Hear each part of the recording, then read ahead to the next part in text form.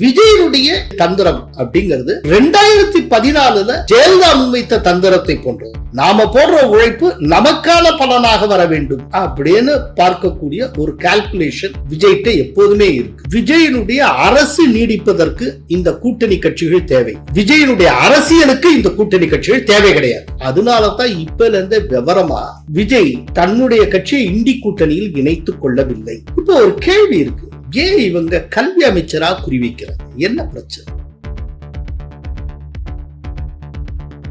ராஜஸ்தான்ல கல்வி அமைச்சர் குறிவைக்கப்படுது. இந்த ராஜஸ்தான் கல்வி அமைச்சர் யார்?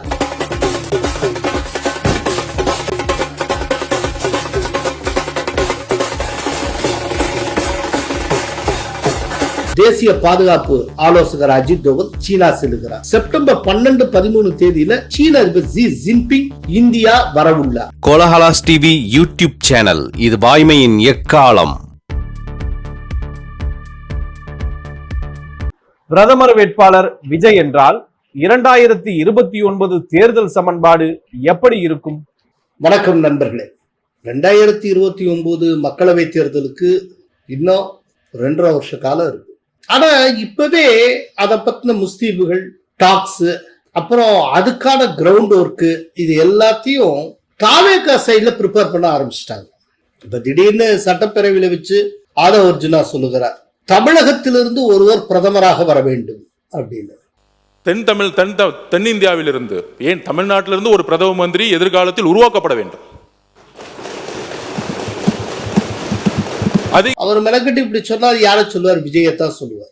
சரி, அதே போல தாவேகா அமைச்சர்களில் ஒருவரான ஜெகதீஸ்வரி, அவங்க இந்தியாவின் பிரதமராக விஜய் வர வேண்டும் அப்படிங்கிறாங்க. இன்றைய சிஎம், வருங்கால பிஎம் நம்மளுடைய மாண்புமிகு முதலமைச்சர் அவர்கள், அதில் எந்த ஒரு மாற்று கருத்தும் கிடையாது.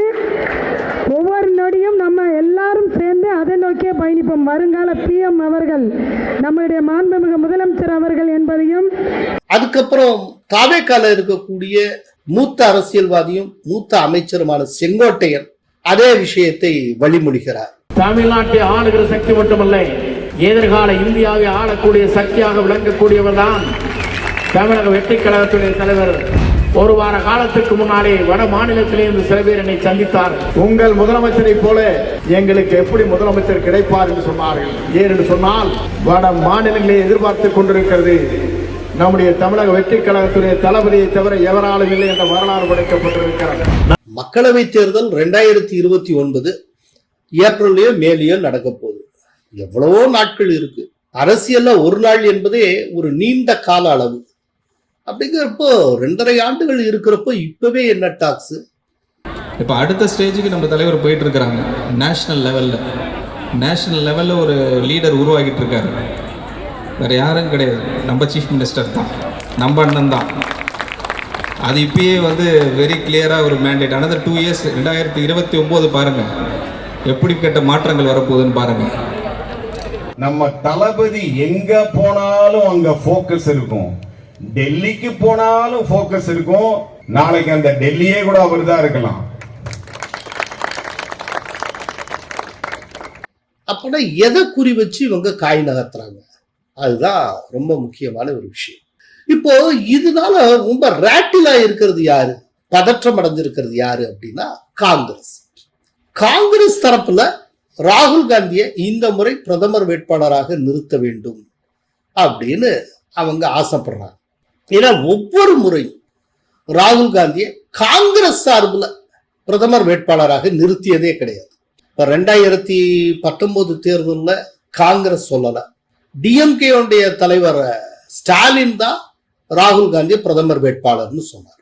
2024 தேர்தல் அப்போ அந்த இண்டி கூட்டணி அவங்களுக்குள்ள எந்த விதமான இணக்கப்பாட்டுக்கும் வரல. யார் பிரதமர் வேட்பாளர் அப்படிங்கிறத சொல்லாமலேயே களமிறங்கினாங்க. சோ அந்த தடவையும் 2024 தேர்தலையும் ராகுல் காந்தியை கைவிட்டாங்க. ஒருத்தருமே பிரதமர் வேட்பாளர்னு சொல்லலாம். சரி, வர்ற 2029 ராகுல் காந்தியை பிரதமர் வேட்பாளர் முன்னிறுத்தணும்னு காங்கிரஸ் ஆசைப்பட்டாலும் காங்கிரஸோட நெருக்கமாக இருக்கக்கூடிய தாவேகா அவ்வாறு ஆசைப்படவில்லை. அதுக்கு பதிலா இப்பவே வேற விதமா விட்ட போட ஆரம்பிச்சிட்டாங்க.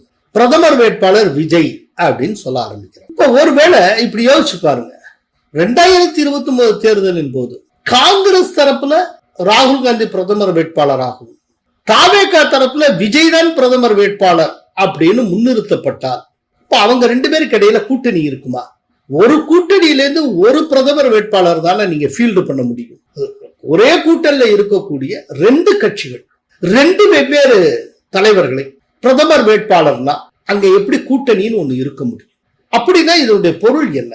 2029 தேர்தலின் போது தாவேகா காங்கிரஸ் கூட்டணி இருக்காதுன்னு நினைக்கிறேன். விஜய் பிரதமர் வேட்பாளராக முன்னிறுத்தப்பட்டு அவர் ஆல் இண்டியா ஃபிகர் ஆகி அவர் உடனே நாளைக்கே பிரதமர் ஆகிடுவார் அப்படிங்கறதுலாம் ஒண்ணும் கிடையாது. அது சாத்தியமும் கிடையாது. ரொம்ப பிராக்டிக்கலா சொல்றேன். ஏன்னா இந்தியாங்கிறது மாநிலங்கள் கொண்டது, 28 மாநிலங்கள் கொண்ட ஒரு ஸ்டேட். தமிழ்நாட்டுல விஜய் போனி ஆகலாம். இதே போல விஜய் பீகார்ல ஈடுபடணும், யூபியில ஈடுபடணும், உத்தராகண்ட்ல ஈடுபடணும், ஜம்மு காஷ்மீர்ல ஈடுபடணும், சத்தீஸ்கர்ல, மத்திய பிரதேஷ், எவ்வளவோ இருக்கு. ஒவ்வொரு ஸ்டேட்டுக்குன்னு ஒவ்வொரு விதமான ஈக்குவேஷன் இருக்கு, பிரையாரிட்டிஸ் இருக்கு, எவ்வளவோ இருக்கு. சோ அந்தந்த மாநிலங்கள்ல விஜய்க்கான செல்வாக்கு என்னன்னு பார்த்தா ஒண்ணுமே இருக்காது. இப்ப மத்திய பிரதேஷ்ல விஜய்க்கான செல்வாக்கு என்ன உண்டு?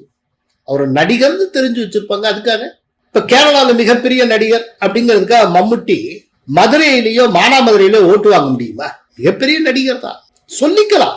ஆனால் விஜயனுடைய இப்போ அவர் முன்வைக்கக்கூடிய தந்திரம் அப்படிங்கிறது 2014 ஜெயலலிதா முன்வைத்த தந்திரத்தை போன்றது.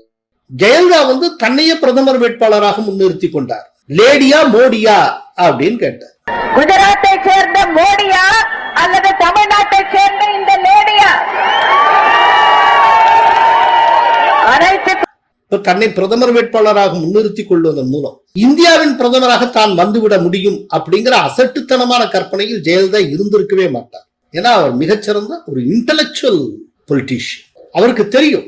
ஆனால் அவர் ஏன் தன்னை முன்னிறுத்தி கொண்டார் பிரதமர் வேட்பாளராக அப்படின்னா, தமிழ்நாட்டுக்குள்ள தன்னுடைய சக்சஸ் ரேட்டை ரொம்ப அதிகரிக்க முடியும். ஏன்னா தமிழ்நாட்டை சேர்ந்த ரொம்ப முக்கியமான தலைவர் தன்னை பிரதமர் வேட்பாளர்னு ப்ரொஜெக்ட் பண்றப்போ ஒரு தமிழ்ங்கிற ஒரு பெருமிதம் இருக்குல்ல, அந்த பிரைடு பெரிய அளவுல ஒரு கோட்டா.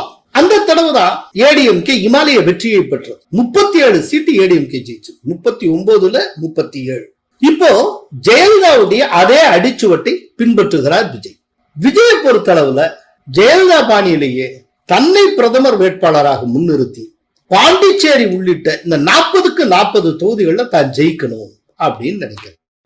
இப்ப பாருங்க, இந்த 2026 சட்டப்பேரவை தேர்தலில் விஜய் கூட்டணியே வைக்காமல் தனிச்சு போட்டிட்டு 35% ஓட்ட வாங்கியிருக்க, தனிச்சு 108 சீட்டு ஜெயிச்சிருக்க.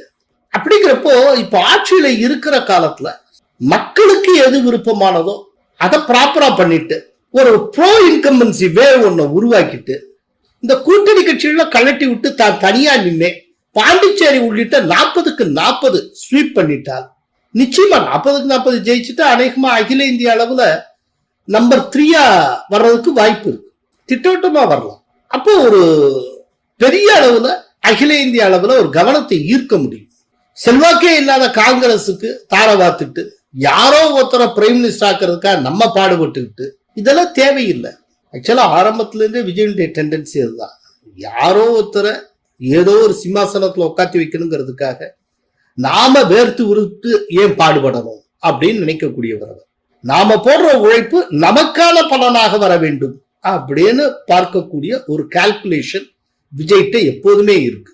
இப்போ இப்படி ஒரு கால்குலேஷன் இருக்குன்னு சொல்லல. இதுக்கு என்ன உதாரணம்னு கேட்டா, அவர் 2026 தேர்தலை ரொம்ப துணிச்சலோடு எதிர்கொண்டது, தனியாக நின்றது. இந்த தேர்தலை போட்டியிடுற வரைக்கும் தனக்கான வாக்கு வங்கி என்னன்னே அவருக்கு தெரியாது. ஆனால் அவர் ரிஸ்க் எடுத்தார்ல, எங்கேயாவது கூட்டணி வைக்காம போட்டியிட்டா சிக்கலாயிருமோ அப்படி இப்படின்னு பயப்படல இல்ல. அவர் ரொம்ப தெளிவான ஒரு முடிவுல இருந்தார்ல. நம்ம கடுமையா உழைக்கிறோம், கண்ணா பின்னான்னு கூட்டம் வருது, நமக்கு வந்த கூட்டத்துல முட்டி மோதிக்கிட்டு இத்தனை பேர் சாகுறாங்க.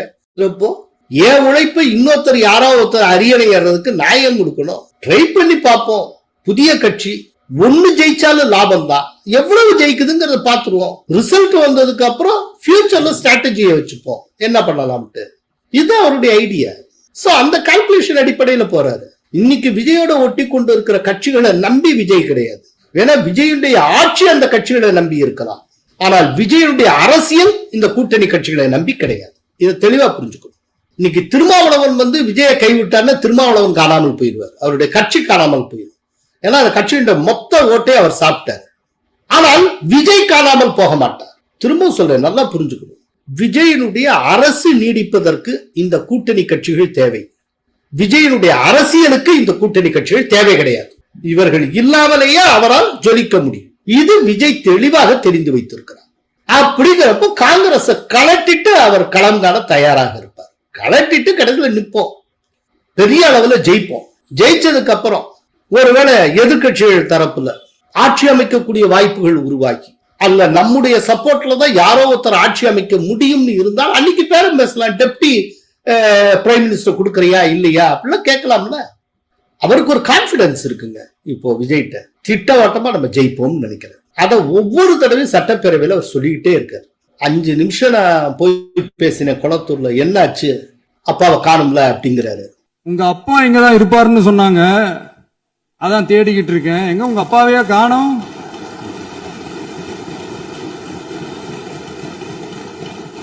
இல்ல, எங்களுக்கும் நக்கலா நையாண்டியா சம்பந்தம் இல்லாத குட்டி கதை இதெல்லாம் எங்களுக்கும் பேச தெரியும். அதே போல இந்த இடைத்தேர்தல் வருது, ஏதாவது 1, 2, 4, 5 பேருக்கு நல்லது நடக்கணும்ல அப்படிங்கிறார். சோ தாம் போயிட்டால் அந்த இடத்துல ஜெயிச்சிருவோம் அப்படிங்கிற அந்த ஃபுல் கான்பிடன்ஸ் அவருக்கு வந்துருக்கு. அது இருக்கு.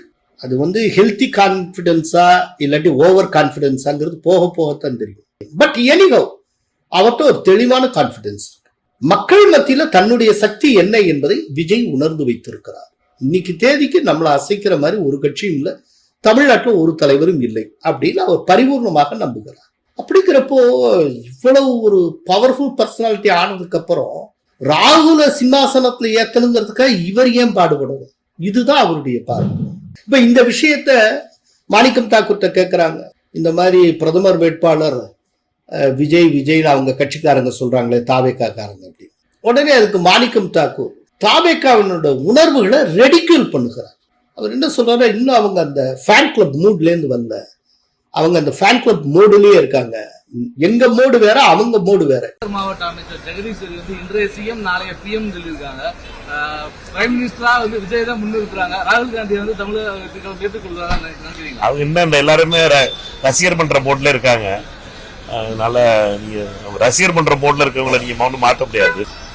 அவர்களுடைய மோடு வேற, எங்களுடைய மோடு வேற. என்னமோ பெரிய இந்த மோடு நாளைக்கு தாவேக்கா கைவிட்டா என்ன ஆகும்? திரும்ப வேற வழி இல்ல, திரும்ப பழைய வசனத்தை பேசிட்டு டிஎம்கேட தான் ஒன்றாம். தாவேக்கா தனிச்சு நிற்க முடியும், தனிச்சு போட்டிட்டு நிரூபிச்சு காட்டியிருக்காரு. காங்கிரஸால தனிச்சு போட்டியிட முடியுமா? நின்னா என்ன ஆகும்? முதல்ல ஏதேனும் ஒரு தொழில டெபாசிட் வாங்குமா காங்கிரஸ் தமிழ்நாட்டுல? அதனால இப்ப இருக்கக்கூடிய சூழ்நிலையில இவங்க சொல்லிட்டு இருக்கிறபடி விஜய் தான் அவர்கள் கட்சியின் பிரதமர் வேட்பாளர் என்று 2029 தேர்தலில் முன்னிறுத்தப்பட்டார். விஜயனுடைய அந்த தாவேக்கா கூட்டணியில் காங்கிரஸ் இருக்காது. காங்கிரஸ் உள்பட பல கட்சிகள் இருக்காது. அதனாலதான் இப்பல இருந்தே விவரமா விஜய் தன்னுடைய கட்சியை இண்டி கூட்டணியில் இணைத்துக் கொள்ளவில்லை. புரிஞ்சுக்க. ஏன் இண்டி கூட்டணியில சேரல? பிஜேபிக்கு எதிராகத்தான் இருக்கார், ஆனா இண்டி கூட்டணியில சேரல. ஏன்? ஒருவேளை இண்டி கூட்டணியில சேர்ந்து இந்தி கூட்டணியின் சார்பில் அந்த கூட்டணியின் பிரதமர் வேட்பாளராக ராகுல் காந்தி முன்னிறுத்தப்பட்டால் அதை ஏற்றுக்கொள்ள வேண்டிய கட்டாயம் விஜய்க்கு இருக்கும். விஜய்க்கு வந்து தாம் பிரதமர் வேட்பாளராக இருக்க வேண்டும் என்கிற ஆசை இருக்கிறது. அதனால தான் அவர் ரொம்ப கால்குலேட்டிவா, ரொம்ப கவனமா அவர் மூவ் பண்றாரு. அதனால தான் அவர் இந்தி கூட்டணியில சேரவும் இல்லை. ராஜஸ்தான் கல்வி அமைச்சரை கரப்பான் பூச்சிகள் குறிவைப்பது ஏன்? பொதுவாக இந்த கரப்பாம்பூச்சி கட்சி எங்கேயாவது ஒரு பிரச்சனையை உருவாக்க வேண்டியது, உருவாக்கிட்டு கல்வி அமைச்சரை ராஜினாமா செய்யணும்னு அவங்க கோரிக்கை விட்டுருவாங்க. அல்ல டெட்லைன் வேற பிக்ஸ் பண்ணிடுறாங்க. 48 ஹவர்ஸ்ல ஒரு கல்வி அமைச்சர் ராஜினாமா செய்யணும். ஏன்னா இவங்க தான் அத்தாரிட்டியா. என்னன்னா தர்மேந்திர பிரதான் ரிசைன் பண்ணார்ல, அதுல இருந்து அவங்களுக்கு ரொம்ப வேகம் எடுத்துருச்சு. தனிப்பட்ட பார்வையில தர்மேந்திர பிரதான ராஜினாமா செய்ய விட்டுருக்கவே கூடாது, அது வேற விதமா டீல் பண்ணிருக்கணும். சரி, அது என்னுடைய பர்சனல் ஒப்பீனியன். பட் இப்ப அதனால ஊக்கம் பெற்று இருக்கக்கூடிய இந்த காக்ரோச் ஜனதா பார்ட்டி இப்ப அடுத்தாப்புல நுழைஞ்சிருக்கிற இடம் ராஜஸ்தான், பிஜேபி ஆட்சி செய்யக்கூடிய மாநிலம். அங்க ஏதோ ஒரு பஞ்சாயத்து ஸ்கூல்ல புகுந்து அந்த பஞ்சாயத்து ஸ்கூல் இப்படி இருக்கு அப்படி இருக்கு, கட்டடம் சரியில்லை, அது சரியில்லை. இந்தியா முழுக்க எந்த மாநிலமாக இருந்தாலும் சாதாரண பஞ்சாயத்து ஸ்கூலு இந்த விதமாகத்தான் இருக்கும். அது ஏதோ பிரைவேட் ஸ்கூல்ஸ் மாதிரி அப்படியெல்லாம் இருக்கவே இருக்காது. அந்த விதமான ஸ்கூல்ல படிச்சுதான் எத்தனையோ தலைவர்கள் எத்தனையோ விஞ்ஞானிகள்லாம் உருவாகி வந்திருக்காங்க, அது வேற கதை. சோ அதை வச்சு இந்த மாதிரி இந்த ராஜஸ்தான்ல இருக்கிற இந்த இடத்துல இருக்கிற இந்த ஸ்கூல் சரியில்லை, இது எப்படி இப்படி இருக்கலாம் அப்படிலாம் சொல்லிட்டு உடனே ராஜஸ்தான் கல்வி அமைச்சர் ராஜினாமா செய்யணும். நெக்ஸ்ட் 48 ஹவர்ஸ்ல ராஜினாமா செய்யும். இந்த போராட்டத்தை யாரு முன்னெடுத்திருக்கா அப்படின்னா அந்த கரப்பாம்பூச்சி கட்சியுடைய செய்தி தொடர்பாளர்களில் ஒருவரான அசுதோஷ் ரெங்கா அவர் முன்னெடுத்திருக்கிறார். இப்போ ஒரு கேள்வி இருக்கு, ஏன் இவங்க கல்வி அமைச்சரா குறிவைக்கிறாங்க, என்ன பிரச்சனை? இப்ப மத்தியில கல்வி அமைச்சரா இருந்த தர்மேந்திர பிரதான குறி வச்சாங்க. ஏன்னா தர்மேந்திர பிரதான் தீவிரமாக தேசிய கல்விக் கொள்கையை முன்னெடுத்தார். இந்த தேசிய கல்விக் கொள்கையின் கீழே ஹிஸ்டரி வேற விதமா டிசைன் பண்ணப்பட்டிருக்கு. இந்தியர்களுக்கு மறைக்கப்பட்ட இந்தியர்களின் வரலாற்றை மீட்டுருவாக்கம் செய்யக்கூடிய வேலையை தேசிய கல்விக் கொள்கை செய்கிறது. இதுவரைக்கும் நமக்கு ஹிஸ்டரிங்கிற பேர்ல என்ன கற்றுத்தரப்பட்டதுன்னா, நம்மை அடிமை செய்தவர்களின் வரலாறு நம் மூளைக்குள் திணிக்கப்பட்டது, நம்முடைய வரலாறு நம்முடைய வரலாற்றிலிருந்து அகற்றப்பட்டது. இதைத்தான் காங்கிரஸ் செய்து வந்தது.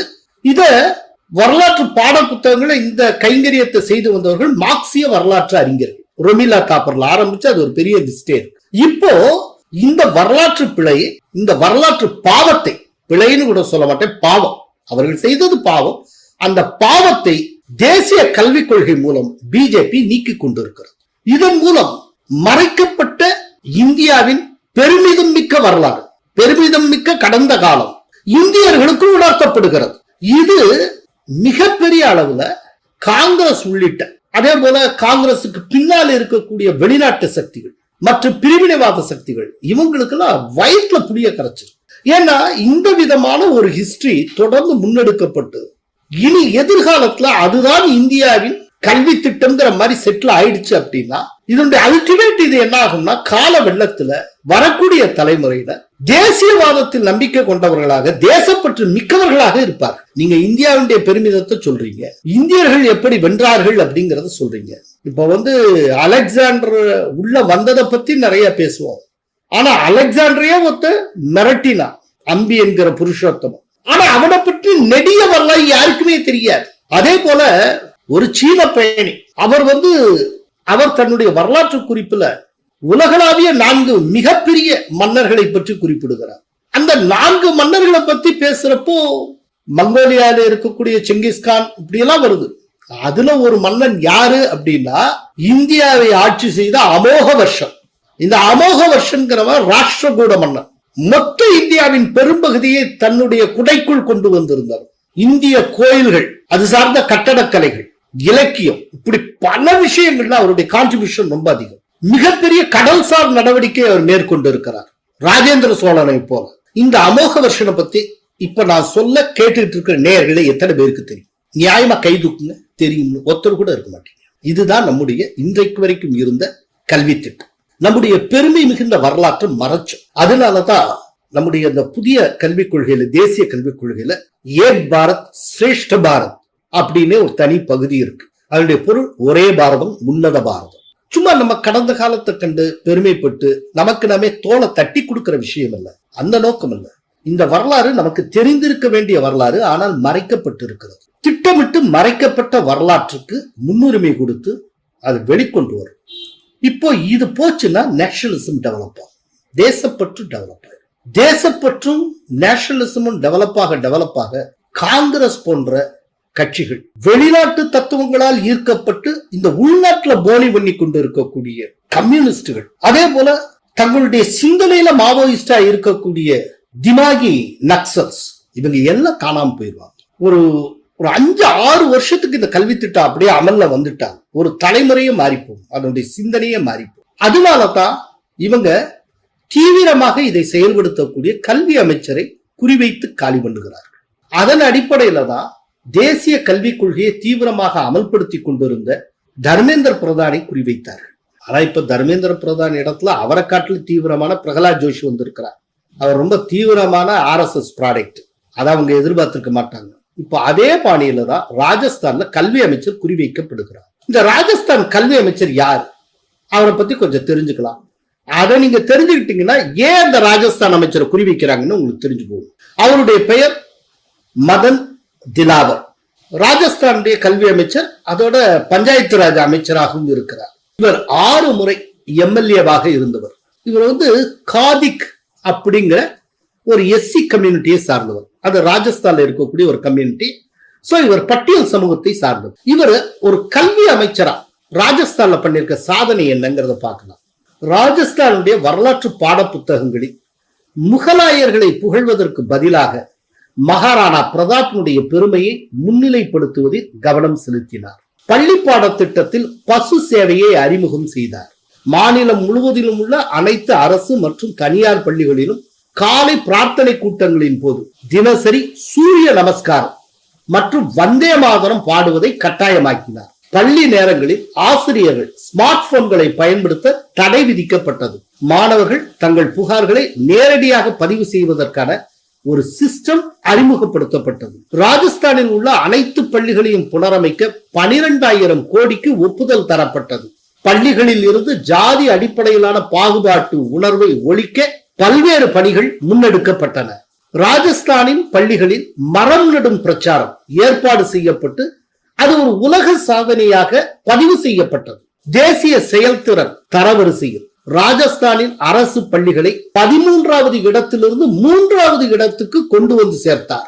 இதன் விளைவாக 12 லட்சத்துக்கும் அதிகமான புதிய மாணவர்கள் ராஜஸ்தான் அரசு பள்ளிகளில் சேர்ந்தனர். பள்ளிகளில் கடுமையான பாதுகாப்பு விதிகள் செயல்படுத்தப்பட்டன. இதெல்லாம் கல்வி அமைச்சராக மதன் அவர்கள் செய்த சேவை, ஒரு மிகப்பெரிய சாதனை. சரி, அவர் வந்து ஒரு அரசியல்வாதியா எப்படிப்பட்டவர் அதை பார்க்கலாம். 1990 காஷ்மீர்ல ஹிந்து பண்டிட்ஸ் வேட்டையாடி கொண்டாங்க இல்லையா இஸ்லாமிய பயங்கரவாதிகள், அந்த சம்பவத்துக்கு பிறகு சட்டப்பிரிவு 370 ரத்து செய்யப்படும் வரை நான் படுக்கையில் உறங்க மாட்டேன் அப்படின்னு சபதம் எடுத்தவர். அதுக்கப்புறம் 370 ரத்து செய்யப்பட்ட பிறகே படுக்கையில் உறங்க தொடங்கினார். அதே போல 1990 அயோத்தியில் ராமர் கோயில் கட்டப்படும் வரை எந்த ஒரு நிகழ்விலும் பூக்கள், மாலைகள், பூங்கொத்துகள் அல்லது கௌரவங்களை ஏற்க மாட்டேன் அப்படின்னு ஒரு சபதம் எடுத்தார். சபதம் எடுத்து அயோத்தியில ராமர் கோயில் கட்டி அந்த பிராண பிரதிஷ்டை நடைபெறுகிற வரை அவர் எந்த ஒரு நிகழ்விலும் பூவோ, மாலைகளோ, பூங்கொத்தோ எந்த கௌரவத்தையும் அவர் பெற்றது கிடையாது, ஏற்றது கிடையாது. 2024 ஜனவரி 22ஆம் தேதி அயோத்தியில ராமர் கோயில் பிராண பிரதிஷ்டை அன்னைக்கு அவர் ஒரு நீண்ட கேப்புக்கு அப்புறம் ஒரு மலர் மாலையை ஏற்றுக்கொண்டு ஆனந்தமாக தன்னை மறந்து கரசேவர்களோடையும் அந்த பக்தர்களோடையும் சேர்ந்து அவர் ஆடி மகிழ்ந்தார். இப்ப அவர் ஆடக்கூடிய அந்த காணொளி காட்சியைத்தான் இப்ப நீங்க பார்த்துக்கிட்டு இருக்கீங்க, பார்க்க போறீங்க.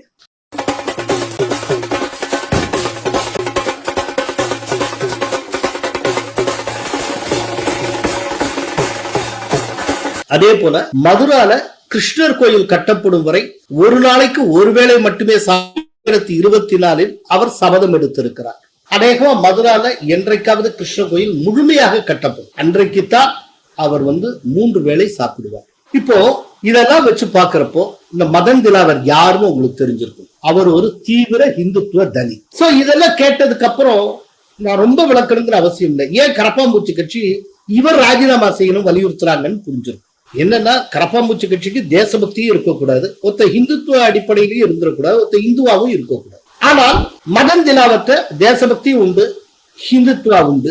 கரப்பாம்பூச்சிக்கு எதெல்லாம் பிடிக்காதோ அதெல்லாம் அவருக்கு பிடிக்கும். அப்போ அவரை டார்கெட் பண்றோம். சோ அவரை டார்கெட் பண்றதுக்கு ஏதாவது ரீசன் வேணும். ஏதாவது ஒரு ரொம்ப மோசமான கண்டிஷனுக்கு ஒரு ஸ்கூலை எடுத்துக்க வேண்டியது.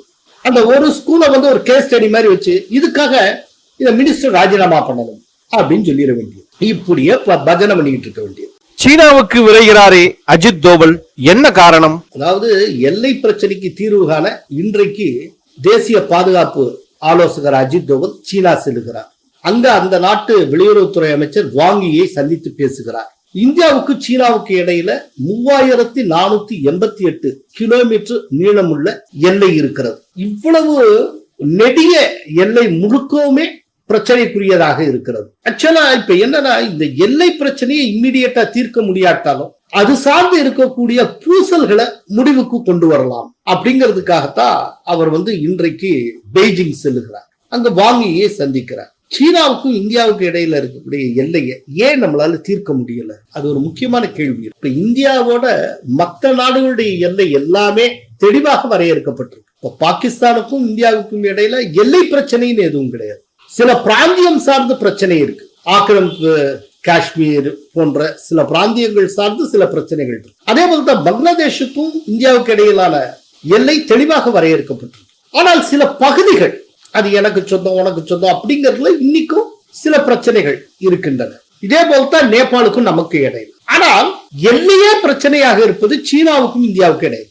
என்ன காரணம் அப்படின்னா, இந்த சீனாவுக்கும் இந்தியாவுக்கும் இடையிலான இவ்வளவு மிக நீண்ட நெடிய அந்த எல்லை முழுக்க டஃப்பான டெரைன் கொண்டது. ஒரு இது சமவெளியா இருக்கும், போயிட்டு இருக்கப்பே மலை ஆரம்பிக்கும், மலையிலேருந்து கீழே கிடுகிடு பள்ளமா போகும், அருவி கொட்டும், அதுக்கப்புறம் நதி பெருக்கெடுத்து ஓடும். இப்படியா அந்த எல்லை போற பாதையில திடீர்னு மிகப்பெரிய பிரம்மாண்டமான நதி உருவாகும். நதிக்கு நடுவுல எப்படி எல்லை கோட்டை இது பண்றது, எப்படி பண்றது? சோ இந்த எல்லைக்கு இருபக்கமும் இருக்கக்கூடிய இயற்கை அமைப்பே எல்லையை தெளிவாக திட்டவட்டமாக தீர்மானிக்க விடாமல் ஆக்குகின்றன. அதுக்கு ஏதாவது ஒரு மெக்கானிசத்தை உருவாக்கி எப்படியாவது எல்லையை நம்ம தீர்மானித்தாக வேண்டும் அப்படிங்கறதுதான் பாரதம் முழு முனைப்போடு செயலாற்றி வருகிறது. அந்த ஆங்கிள் அஜித் தோவல் ரொம்ப தீவிரமாக பணியாற்றி வருகிறார். இப்போ அவர் பெய்ஜிங் போறது எதுக்காக அப்படின்னா, இந்த எல்லை தொடர்பா பேச்சுவார்த்தை நடத்தத்தான். அவர் இன்றைக்கு திங்கட்கிழமை போகிறார். செவ்வாய்க்கிழமை அன்றைக்கு 25வது சுற்று சிறப்பு பிரதிநிதிகள் பேச்சுவார்த்தை நடைபெற உள்ளது. அதுல இந்திய தரப்புல அஜித் தோவலும் சீன தரப்புல வாங் யியும் பேச இருக்கின்றனர். அவங்களுக்குள்ள நிறைய டிஸ்கஸ் பண்ணுவாங்க. இப்போ இந்த இடத்துல இன்னொன்னு சொல்லி ஆகும். இந்த எல்லை பிரச்சனையை தீர்ப்பதற்காக வாஜ்பாய் காலத்துல 2003 தொடர்ந்து பேச்சுவார்த்தை நடத்துவதற்கான ஒரு சிஸ்டம் ஒண்ணு உருவாக்கினாங்க. இப்போ அந்த சிஸ்டத்தின் கீழே தான் 2 தரப்பிலும் நியமிக்கப்பட்ட சிறப்பு பிரதிநிதிகளாக அஜித் தோவலும் வாங் யியும் செயல்பட போகிறார்கள். இந்த சிஸ்டம், இந்த அமைப்பு எல்லை பிரச்சனைக்கு இதுவரைக்கும் முழுமையான தீர்வை காணவில்லை. ஆனால் பதற்றத்தை குறைப்பதற்கும் தகவல் தொடர்பை வலுப்படுத்துவதற்கும் ஒரு முக்கியமான வழியாக 2 தரப்பு அதிகாரிகளாலும் கருதப்படுகிறது. இதுக்கு மத்தியில இன்னொன்று இருக்கு. செப்டம்பர் 12, 13 தேதியில டெல்லியில நடைபெறக்கூடிய பிரிக்ஸ் உச்சி மாநாட்டில் பங்கேற்பதற்கு சீன அதிபர் ஜி ஜின்பிங் இந்தியா வரவுள்ளார். ஆக்சுவலா அவர் இந்தியா வர்றது இன்னும் கன்ஃபார்ம் ஆகல. ஆனா பிரிக்ஸ்ல சீனா ரொம்ப முக்கியமான ஒரு நாடு. சோ 99% ஜி ஜின்பிங் வருவதற்கு வாய்ப்பு இருக்கு. இப்போ வரைக்கும் சோஃபார் கன்ஃபார்ம் ஆகலைனாலும் இன் ஃபியூச்சர் விரைவில் கன்ஃபார்ம் செய்யப்படும். அதனால அவர் வரக்கூடிய சூழ்நிலையில அவர் வந்தால் என்ன பேசணும், அதுக்கான ப்ரிப்பரேட்டரி ஒர்க்ஸ் எல்லாம் நிறைய இருக்கு. இப்போ அது தொடர்பாக டிஸ்கஸ் பண்றதுக்கும் அஜித் தோவல் போயிருக்கிறார். ஏன்னா அந்த உச்சி மாநாட்டுல மோடியும் ஜி ஜின்பிங்கும் 1-on-1 டாக் கண்டக்ட் பண்றதுக்கு வாய்ப்பு இருக்கு. 2 பேரும் தனியா பேசுவாங்க. அப்போ இந்த 2 பேரும் பேசுவதற்கான கருப்பொருள் எதுவாக இருக்க வேண்டும், எதை பத்தி 2 பேரும் விவாதிக்கணும், பேசணும் அப்படிங்கறது அந்த சப்ஜெக்ட நீங்க டிசைட் பண்ணணும். சோ அவங்க 2 பேரும் பேசுறதுக்கு முன்னால எது பற்றி அவர்கள் பேசணுங்கிறதுக்கு பெரிய எக்ஸ்பர்ட்ஸ் டீம் டிஸ்கஸ் பண்ணி முடிவு பண்ணுவாங்க. அந்த அஜெண்டாவை டிசைட் பண்ணுவாங்க. அதுக்காகவும் தான் அஜித் தோவல் போயிருக்கிறார் அப்படின்னு சொல்லப்படுகிறது. பட் எதுவா இருந்தாலும் சீனாவோட நாம கான்ஸ்டன்டா ஒரு டச்ல இருக்கிறதும், சீனாவோடு தொடர்ந்து ஒரு பேச்சுவார்த்தையை முன்னெடுப்பதும் ஒரு ஆரோக்கியமான விஷயமா. நன்றி, வணக்கம். கோலஹலாஸ் டிவி யூடியூப் சேனல், இது வாய்மையின் எக்காலம்.